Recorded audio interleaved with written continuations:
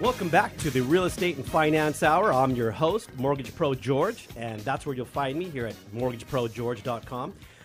We're in the studio today. We have a very special guest. This is Ryan Lundquist from the Sacramento Appraisal blog. Welcome to the show, Ryan. Hey, thank you so much, George and Rachelle. I appreciate being here. Tell us a little bit about yourself and how you got into the industry, and tell us a little bit about your blog, because your blog is one of my favorite. Oh, hey, thanks. That's awesome. So I've been around since 2003 as an appraiser, and, family man, 2 boys in middle school. I have a blog. It's at sacramentoappraisalblog.com, and I just love talking shop and looking forward to today. That's great. You know what? And that's one of the reasons that I follow your blog, and that's one of the reasons I was excited to have you here, is because you're excited about what you do. And if you look across the board, whether it's real estate agents or lenders, you're going to find the most successful people are always very enthusiastic and excited about what they do. I mean, if you're not waking up every morning excited about your life, excited about your job, then you're probably in the wrong business. Maybe so. Yeah. So, there's so much that I would, love to cover with you, but we'd probably need about, 3 hours. I wanted to just touch on some things that that I had kind of found up on your blog, and hopefully you can explain a little bit more, Sure. Expand on some of the things that you touched on. Now, first of all, interest rates. That's the big story in my world, in lending, because the interest rates they're still fluctuating, but they're trending upwards, so that, brings in a lot of questions for people. They're worried about, what's that going to do? How's that going to impact me, affordability, and all those things? And, everybody knows that interest rates can end up impacting everything from affordability, sales volume, housing supply, and therefore, prices. But, that's not the only factor. What other layers of the market end up influencing value? Absolutely, and that's a great question, and I think we have to remember that the market is not just driven by rates, and so there's a lot of attention on rates right now. In fact, I would describe the market as addicted to low rates, and so I think that anytime there's a change in low rates, it's like we're an addict and we're going through withdrawals and shaking because rates, went up by, 0.5%, and so. So on one hand, I don't want to downplay that that's significant, but at the same time, when we look at the early 80s to now, rates have basically declined. But we've had some real crazy cycles since that time period, and that alone reminds us that the market is about so much more than just what interest rates do. And so, when you think about the layers of value, the economy, the job market, wage growth, the president's Twitter account. No, I'm just kidding. I'm just kidding. I had to throw that in there. But you think about lender financing, creative financing. In some neighborhoods, it's gentrification. It could be what's happening with Airbnb. I mean, there's so many different layers to value. Like I think in Seattle, you go to Seattle and there's cranes everywhere. Construction is massive. There's an Amazon headquarters that brought, my understanding is over 10,000 jobs in the community. And so that's a huge factor in Seattle's market. So we wouldn't look at Seattle and go, wow, rates are increasing. This is going to totally change the direction of the market, because there's a lot more that goes into making values move in Seattle. And I think the same thing is true in Sacramento. So. Right. We have our own set of driving factors here, and one of the biggest ones, and we brought this up on the show several times, Rachelle, is the Bay Area.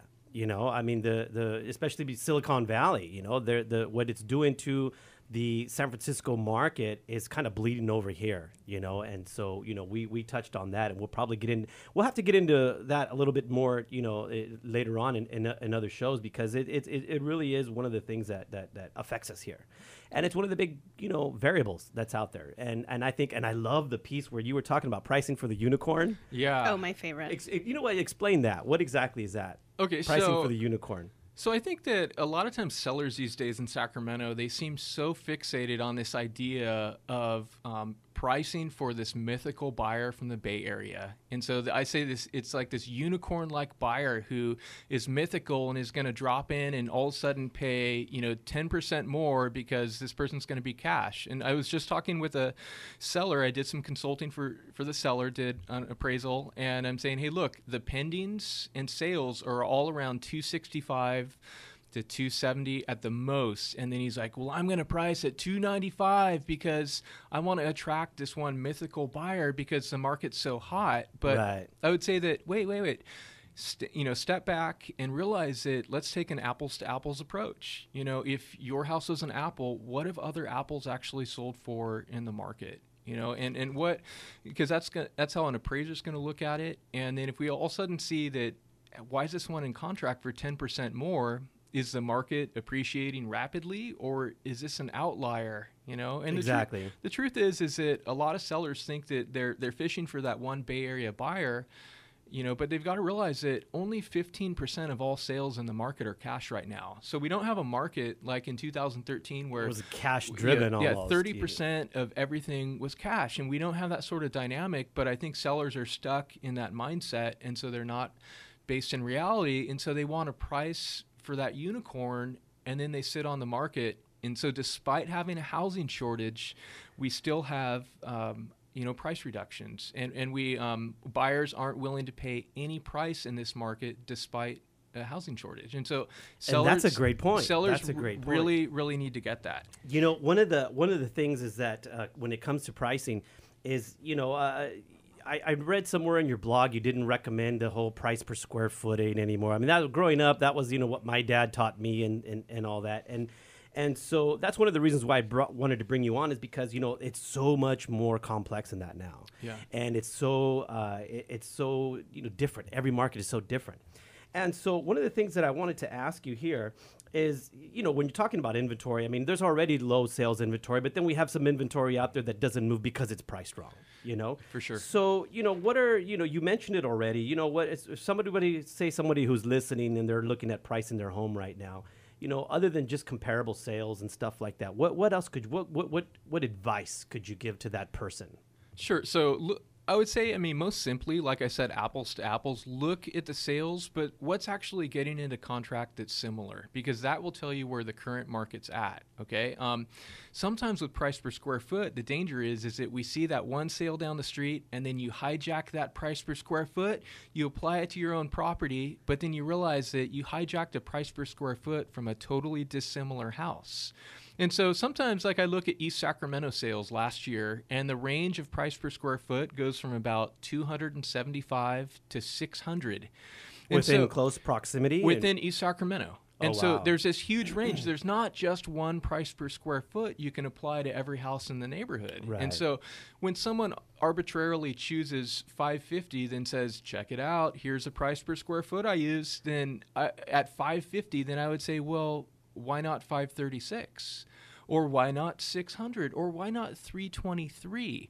And so I think we have to step back from price per square foot. Let's look at similar sales, because those are what appraisers are going to be looking for. So absolutely. Do you also feel that buyers are a lot more cautious now? So when homes are not priced correctly, here's what I feel. I feel that buyers are now coming in with a little bit more of, they're just more cautious. They're not, even though there's low inventory, they're not willing to just throw themselves in just any home that's out there. Yeah, no, I think that's absolutely correct, and it's really the psyche of buyers today.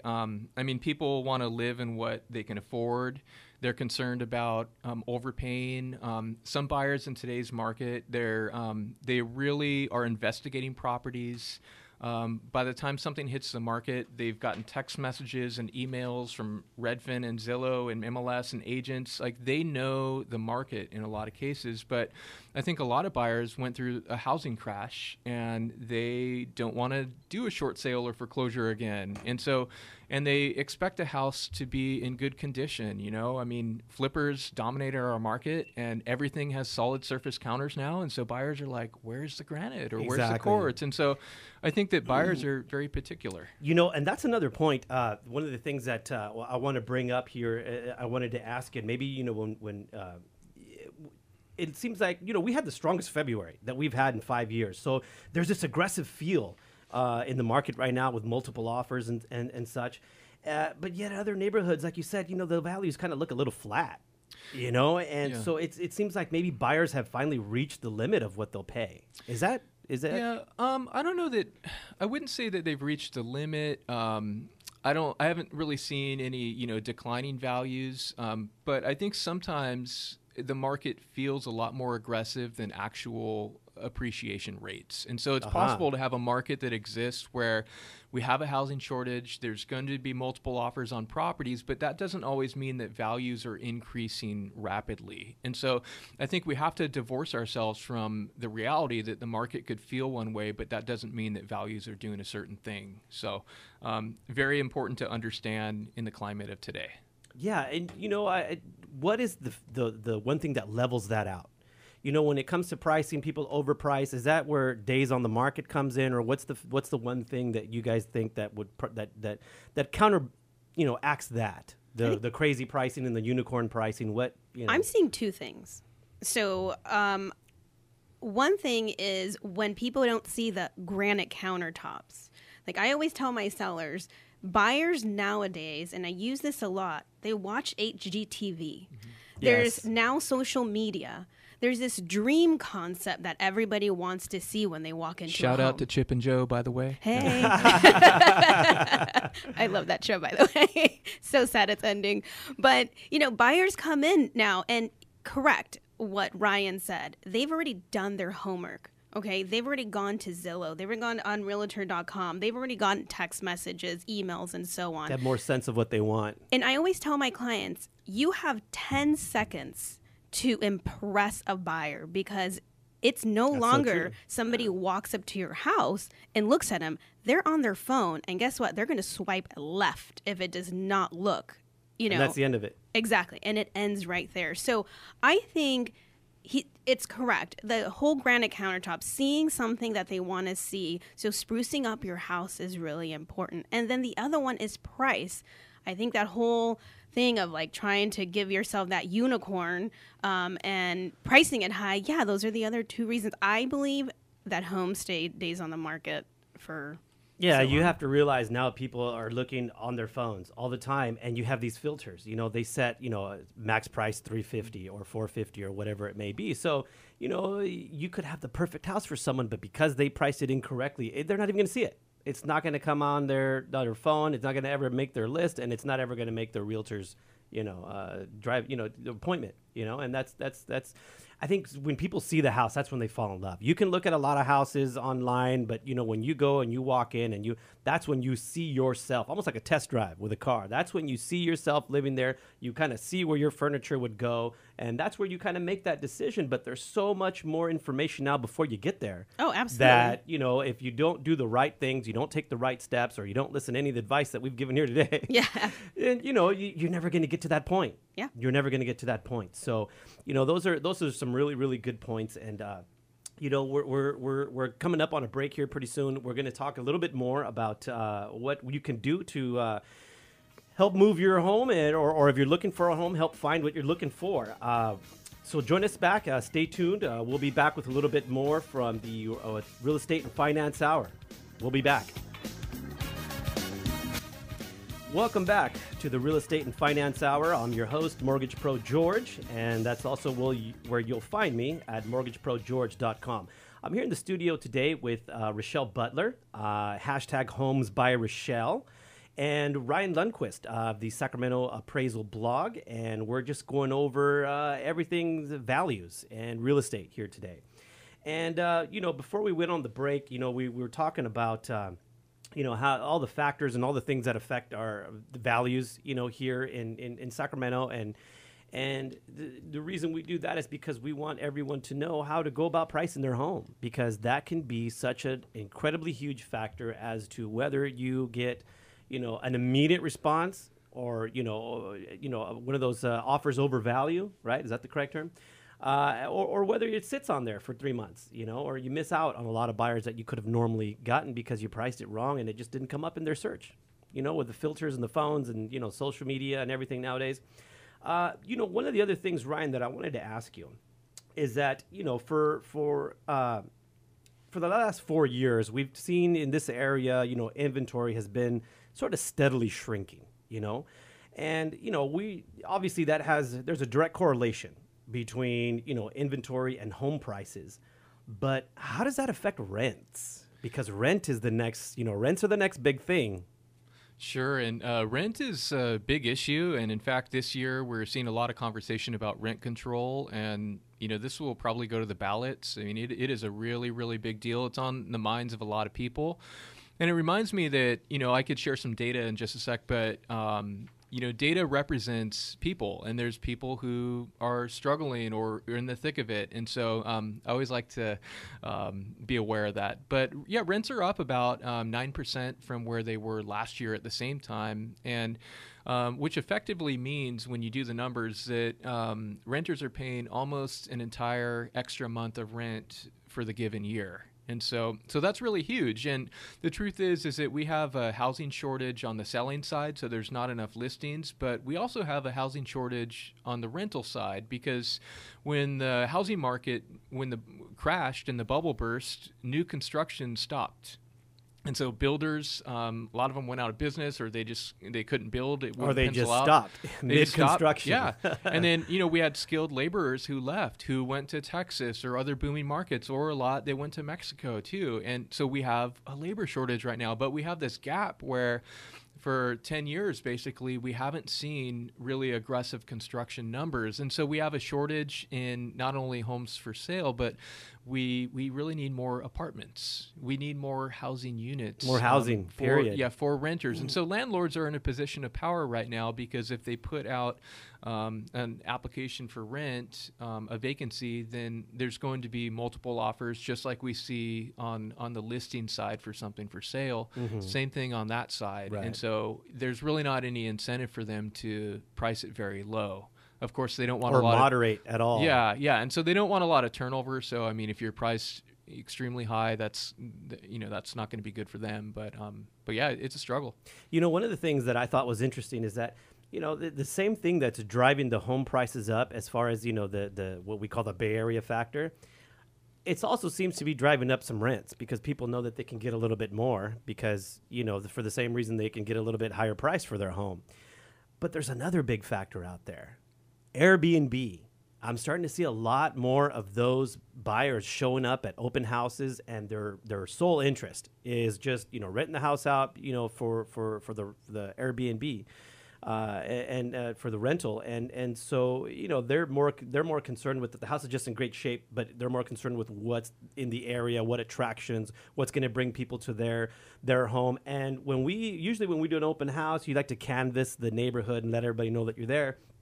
That's one of the things that neighbors don't always appreciate. They're hoping that it's a family, with 2 kids and a dog, and not different people, or maybe, younger people throwing parties over there or something. And so, I mean, what can you, I saw this morning on your blog where you brought that up. Well, what can you tell us about that?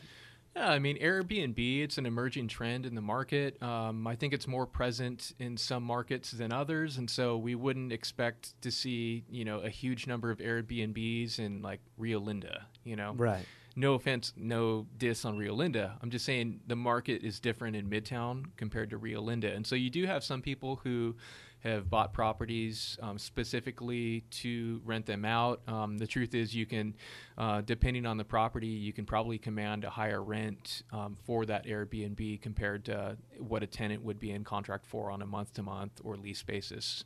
But you're also sort of managing a mini hotel, though, too, and that lifestyle is not for everyone. And so I think it's alluring. Especially if you have no experience. Yeah. It can be tough. So people would look at that and go, wow, I'm going to get so rich. There's 2 units and $3,000 per month, $6,000 a month for both units. But then they don't realize that, well, there's going to be negative reviews, and they're going to have to be doing laundry every day, and they're going to have to be on call. And, and so I think that it's not all pay without work. And lending comes into play, because unless you're paying cash, then, a lot of people want to, when it comes to investment properties, they want to use that rental income to factor into their qualification.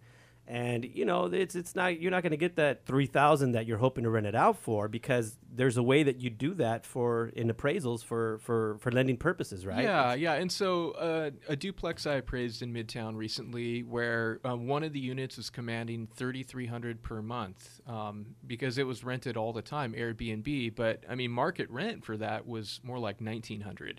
And so from a lending standpoint, the seller is going to be thrilled with that $3,300, but the lender's going to look and go, hey, which number are we going to rely on? Let's look to what the market's willing to pay. Exactly. And so, maybe there's some extra value there somehow if everything in the market's Airbnb, but it's interesting. This is an emerging trend. We have to pay attention to it. It's an emerging trend. It's an emerging market of its own. What have you seen as far as, as a real estate agent, what do you hear from people that are looking to get into that? Well, honestly, I haven't had anybody come forward to me in regards to purchasing for Airbnb. For the sole purpose of Yes, Airbnb, or they just haven't. don't mention it?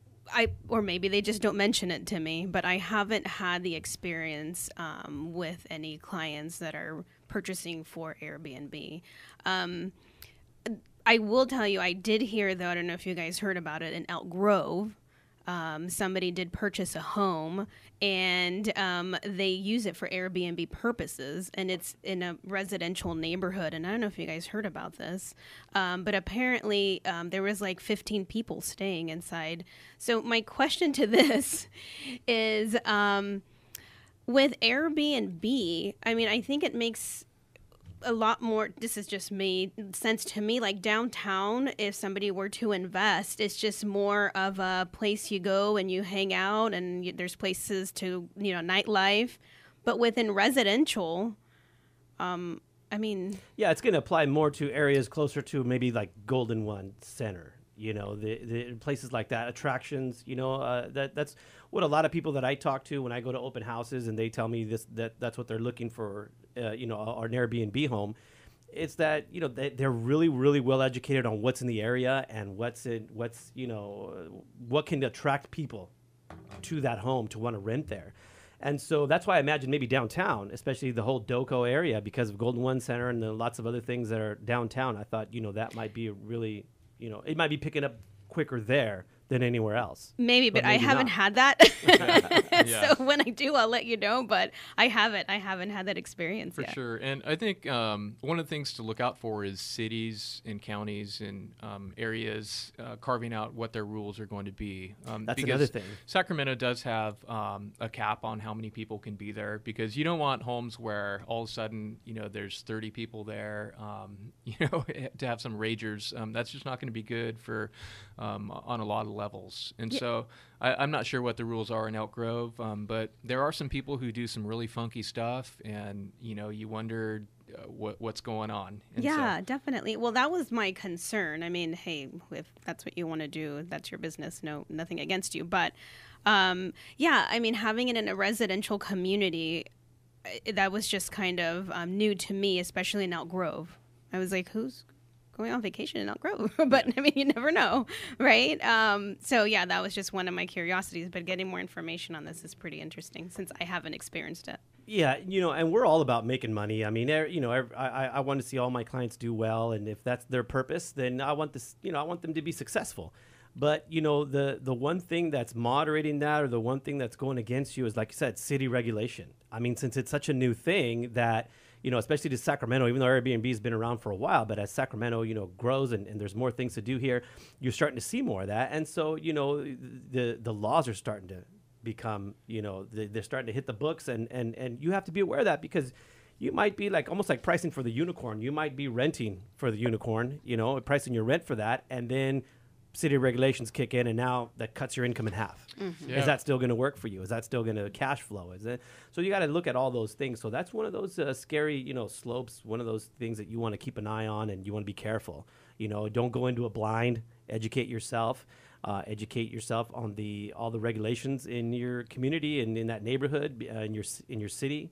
You got to check city and county, and you want to be really, really careful. Well, Sacramento, we're growing, so now we're starting to hear all these things with Airbnb and all these things starting to come into our city. So yeah, educating is yourself. I'm going to educate myself after this to find out a little bit more. Yeah, and the bigger markets, like I have a friend who does this in New Orleans. I mean, it's much different because New Orleans is just a tourist town, so they got their rules kind of set already in the books, and everybody knows, how to play by the rules. And here, where we're still kind of developing those things, that's where it can get really tricky. You can get kind of caught in that. Absolutely. So, other than rents, we want to get into as far as sales are up right now. Spring, are you seeing that? Is that something when we come back from the break? One of the things I want to talk to before we get to some listener questions are, like we mentioned before you came on, in our office, we're seeing more contracts. She's getting more listings. I want to ask you what you've seen in this month, as opposed to prior years. When we come back, please stay tuned. We'll be right back with Real Estate and Finance Hour, and don't go away. Welcome back to the Real Estate and Finance Hour. I'm your host, Mortgage Pro George, and that's where you'll find me at mortgageprogeorge.com. I'm here in the studio with Rachelle Butler, hashtag Homes by Rachelle. She's with Remax Gold Midtown, and Ryan Lundquist of the Sacramento Appraisal blog. We've been talking a lot about everything, inventory, prices, sales, rents, and one of the things that, we were really excited to have you on is because once we announced on all our social media networks that you were coming on, we got flooded with questions as to, appraisal questions and, kind of tech questions for someone like yourself. And, we want to get to some of those. We appreciate all of you who listen to the show and follow us on social media and take the time to ask us some questions. And, Rachelle, you got some pretty good ones lined up I want to get to. Yes. So, Ryan, question in regards to appraisals, and this is from one of our listeners. How is value in a home determined? Is it based only on square footage, or is it also, do upgrades get taken into consideration? And if so, what upgrades do you feel is important to add more value to your property? That's a good question, and that's a big question. That's a big question. I'll try to be brief, but I mean, really, what started strong. What an appraiser's there to do is to establish, fair market value, and sometimes properties are they're actually over improved for the area, where they have so many improvements that a seller might try to be asking a price that's just much higher than buyers will really pay in that area. So there is such a thing as adding too much, but imagine the definition of fair market value, though. If you lined up 100 buyers who were interested and who were qualified to purchase a home, what's the most probable price that they would pay? And so first, that's what an appraiser's doing. But in terms of upgrades, there's not really a list that will apply the same in every neighborhood, because I might say, oh, it's all about having a new air conditioner, but then someone in Antarctica is like, well, that doesn't really sway value here. And so I'd rather have a big shed full of wood. Yeah, I'm being coy to a certain extent, but I think you can see where I'm going, that the market, with a $50,000 solar system, that might mean way more at $1.2 million than $200,000. Oh, definitely. And so I think we have to look to the market for the answers for which upgrades people are paying for. And so, like in a neighborhood I just appraised something in yesterday, and finished up the appraisal, the upgrades, they really were only worth about 10%, and so you had your remodeled 2-bedroom homes and then your ones that were just kind of average, and it's like the upgrades didn't sway the market that much. And so I think we have to look to the market for the examples, but I mean, all the stuff like, hey, if you can remodel the kitchen, great, but if you look at sales in the neighborhood and they're not commanding a huge premium for remodeled kitchens, then focus on the small stuff, paint the interior. There's something in the appraisal, isn't that like where you talk about effective age? Is that what that is? When you talk about the effective age, say like, the kitchens have just been updated, or the kitchens are, 7 years old, even though the house is 20 years old, but they're well kept. Is that where that comes into play when you talk about upgrades and their value? Sure. Yeah. And, people really buy based on condition. And so they're going to consider what's the effective age of this house rather than what's the original age, what shape is it in right now. So, but I mean, if your buyer only, or your seller only had $1,000, I'd be like, yeah, focus on painting your house, get some trendy fixtures or something to give it a little bit of a bling to satisfy that picky buyer in today's market. Awesome. Bling, that's one of your favorite words. Yes. And another thing you mentioned, home and like HGTV. I mean, people sometimes, they see those shows and they think they got to redo their whole house. They think they got to do the same thing just to make it sell because that's how it sells in half an hour on TV. Yeah, it's really expensive to totally remodel a house. And unless you pick up a house for dirt cheap, there might not be enough room between what it's actually worth once it's repaired and what it's going to cost to repair. The flippers have access to discount prices and labor. They're going to do hopefully a great job. But yeah, typical owners, I mean, they might be better, put their money in places that, will hopefully move the needle a little bit without spending a fortune. Right. Which painting is one of those things. A fresh coat of paint goes a long way. It goes a long way. And a 'cause you slab see of that granite. first. Right when you get there, you see that first. It's and a slab of granite, and sometimes just sprucing up your cabinets, I think, goes a long way. But yeah, I completely agree with you. Staying on this topic, so I'm curious if there's two homes that are both apples, right? Mm-hmm. So apple to apple, both priced at the same, look the same square footage, but one has more upgrades in it. Does that have anything to do with value as well? Yeah, of course. And I think that let's try to find an example of that upgraded home in the market because, it's sort of like that apples to apples approach. What if other remodeled apples sold for, so to speak, because that will set the pace for what that's really worth. We can guess or be like, well, the seller spent $53,000 on upgrades, but it's cost, not dollar for dollar. Yeah, cost doesn't always lead to value. And so what's the difference? I would say the proof's in the market. And when I looked at that one that I mentioned the other day in an entry-level neighborhood, you had very average homes, $245,000, $250,000. They weren't fixers, but then you had the remodeled ones at like $270,000. And so it didn't look like it actually meant that much in this neighborhood. The market was speaking to me. Maybe in a different area, we would see a huge spread. And that's why I think it's important for people to speak to a real estate agent even before their remodel. I mean, you're far away from maybe you're 6 months, a year out from getting your home, ready to be on the market.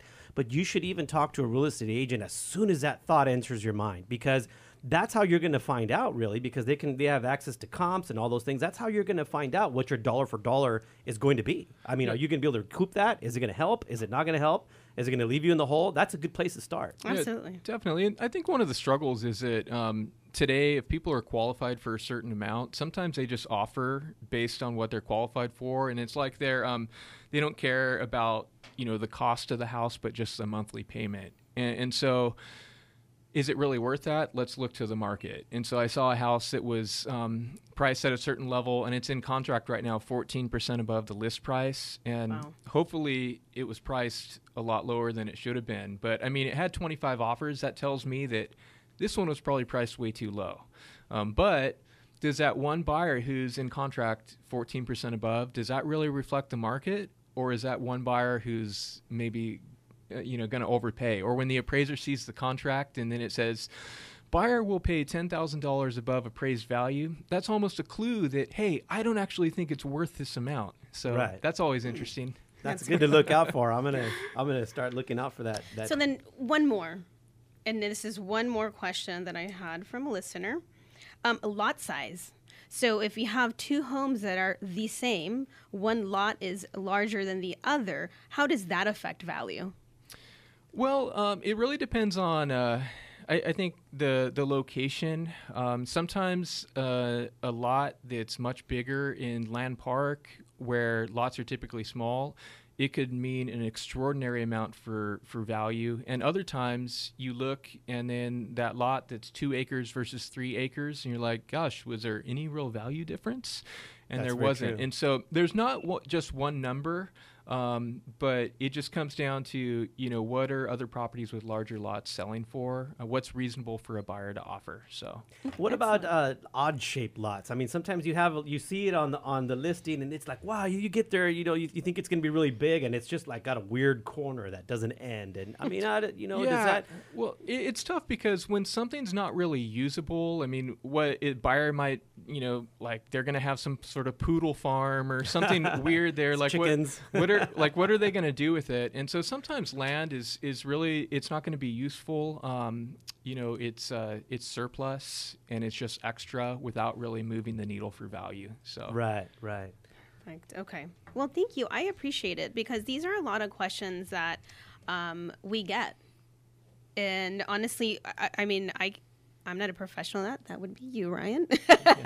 So these are a lot of questions that sellers, even buyers sometimes have in regards to appraisals. I would love to personally ask you a million questions, but I'm not going to do that to you. Hey, maybe some other time, and sometimes those are sticking points. You want to have something to come back with, because like I said, that was actual real example where someone didn't want to pay for the extra lot size or whatever because it was like unusable. Yeah. And so people are like, well, that's great, but it doesn't do anything for me. Yeah. It's not like I can put a swing set there for my daughter. It's just unusable. And I don't want to pay a premium for, the lot premium, what they call it. So yeah, well, there's that, on paper, something might look really valuable, but what does the market say? And we just have to search the market, hopefully for the answers. And if we don't have very much data, then we really have to use, good reason and talk to other real estate professionals and what's reasonable. What's reasonable? Just because the lot's bigger doesn't mean it's more valuable. It probably is in some neighborhoods. So. Reason is always going to trump everything, I think. So, well, that's we're running out of time, and I really, really appreciate having you guys on today. Ryan, it was so great to finally meet you in person after following your blog for so long. Join us here next week. We're going to get a little bit more into the rental property situation, investment properties. Thanks for joining us. It was great having you. Hopefully you learned something. Have a great weekend and happy Easter.